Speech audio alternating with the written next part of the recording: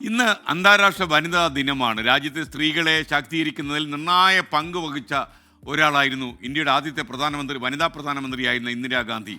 71 India Pak യുദ്ധത്തിൽ നിരവധി സൈനികർക്ക് ജീവൻ നഷ്ടപ്പെട്ടു. നിങ്ങൾക്കറിയാം, ഇന്ത്യയുടെ ശക്തി എന്താണെന്ന് ലോകം അറിഞ്ഞിരുന്ന യുദ്ധമായിരുന്നു ഇന്ത്യയും പാകിസ്ഥാനും തമ്മിൽ 1971 നടന്നത്.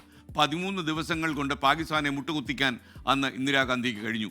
ഈ സൈനികരുടെ വിധവകൾ പലതരത്തിലുള്ള പ്രശ്നങ്ങൾ നേരിടുന്നതായി ഇന്ദിരാഗാന്ധി പിന്നീട് അറിഞ്ഞു. പിന്നെ വൈകിയില്ല. ഡൽഹിയിലേക്ക് സൈനികരുടെ വിധവകളെ മുഴുവൻ അവർ വിളിപ്പിച്ചു. അവർ നേരിടുന്ന പ്രശ്നങ്ങൾ എന്തൊക്കെയാണെന്ന് ചോദിച്ചറിഞ്ഞു. വീടും തൊഴിലും എല്ലാം നൽകി സൈനികരുടെ വിധവകളെ സ്വയം പര്യാപ്തരാക്കാനുള്ള നടപടികളിൽ ഇന്ദിരാഗാന്ധി ഏർപ്പെട്ടു. അതിനൊരു ടോപ്പ് പ്രയോറിറ്റിയും കൊടുത്തു. 1972 ഡോക്ടർ വി മോഹിനിഗിരി യുദ്ധവിധവകളുടെ അസോസിയേഷൻ അഥവാ വാർ വിഡോസ് അസോസിയേഷൻ സ്ഥാപിച്ചപ്പോൾ സംഘടനയ്ക്കായി ഷഹീദ് ഭവൻ നിർമ്മിക്കാൻ ഇന്ദിരാഗാന്ധി സൗകര്യമൊരുക്കി കൊടുത്തു. സൈനികരുടെ വിധവകൾ ഒറ്റയ്ക്കല്ലെന്നും രാജ്യം അവർക്കൊപ്പമുണ്ടെന്നും ഉറപ്പു നൽകി അന്ന് ഇന്ദിര. അസോസിയേഷനെ കൈയയച്ച് സഹായിക്കുക വഴി സൈനികരുടെ വിധവകൾക്ക് ഉപജീവന മാർഗം ഒരുക്കാൻ ഇന്ദിര സഹായിച്ചു. അവരെ പൊതുധാരയിലേക്ക് എത്തിക്കാനും ഇന്ദിര ശ്രമിച്ചു.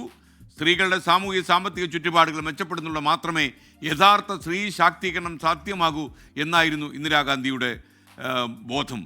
സാമ്പത്തിക സ്വാതന്ത്ര്യമാണ് സ്ത്രീ സ്വാതന്ത്ര്യത്തിൻ്റെയും ശാക്തീകരണത്തിൻ്റെയും ആദ്യ ചുവടുവയ്പ്.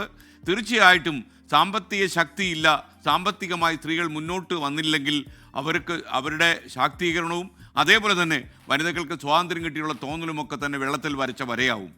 അതുകൊണ്ട് ഈ ദിനത്തിൽ സ്വയം പര്യാപ്തം നേടാൻ എല്ലാ സ്ത്രീകൾക്കും കഴിയട്ടെ. അവരെ ശാക്തീകരിക്കാൻ പുരുഷവർഗം സഹായങ്ങൾ ചെയ്യട്ടെ. എല്ലാ പ്രേക്ഷകർക്കും 24-ൻ്റെയും ഫ്ലവേഴ്സിൻ്റെയും വനിതാ ദിന ആശംസകൾ.